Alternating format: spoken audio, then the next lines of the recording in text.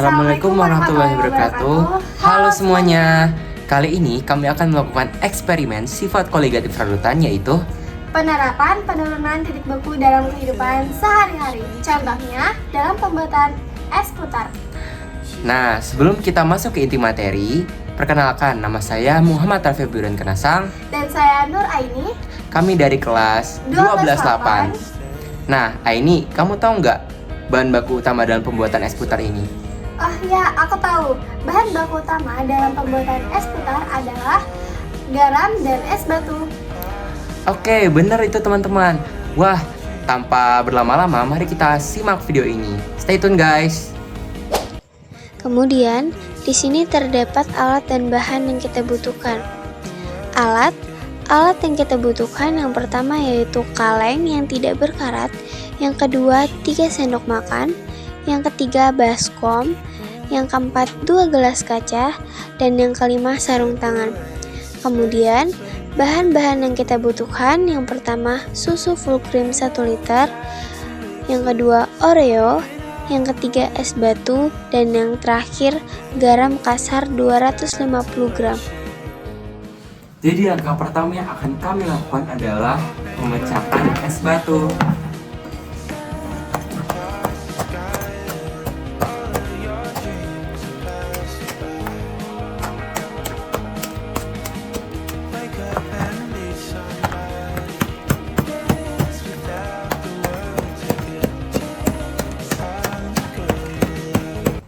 Langkah kedua yang akan kita lakukan adalah memasukkan Kaleng ke kaleng ke dalam dalam.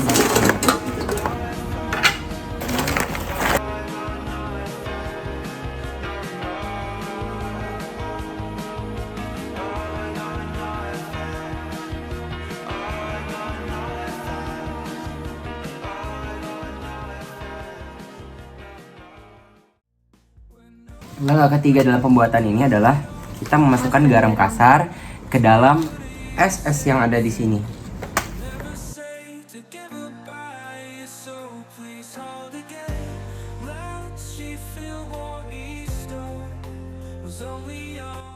Sebelum ke tahap yang lebih lanjut, saya akan menjelaskan sedikit tentang apa itu penurunan titik beku. Penurunan titik beku itu sederhana banget loh. Air murni biasanya membeku di 0 derajat Celcius. Tapi, kalau kita tambahkan zat terlarut seperti gula atau garam, titik bekunya turun. Artinya, air perlu suhu lebih rendah untuk berubah menjadi es.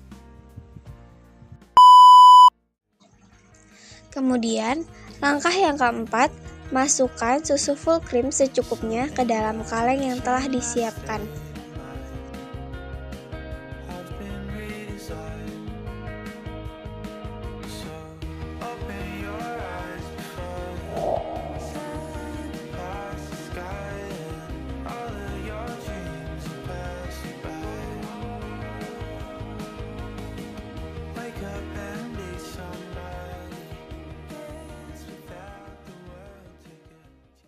Langkah yang kelima, langkah selanjutnya adalah kita menaruh topping. Ini opsional ya, yaitu kita akan menambahkan topping Oreo.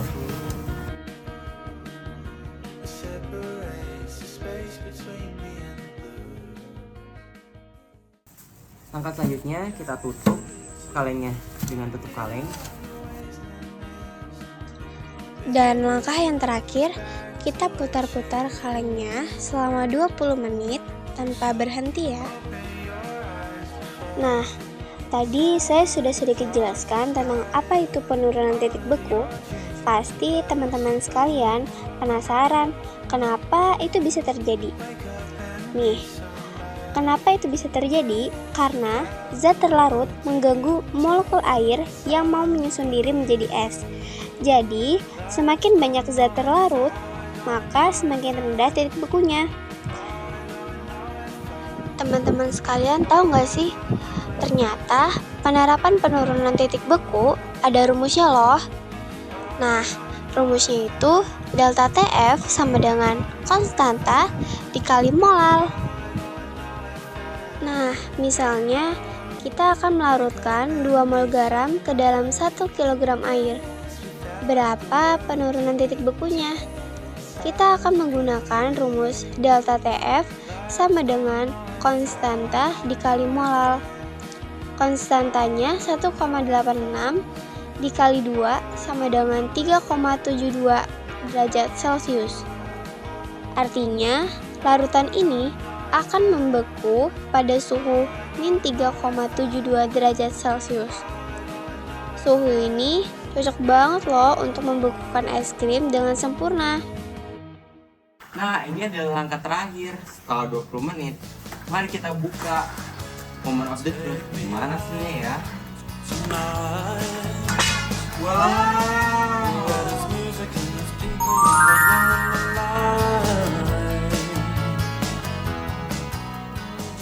Nah, sekarang langkah terakhirnya, yaitu kita menikmati es krimnya. Kita sajikan ke dalam gelas ini. Iya. Jadi kesimpulannya, es krim yang kita nikmati gak cuma soal rasa, tapi juga hasil dari sains yang keren.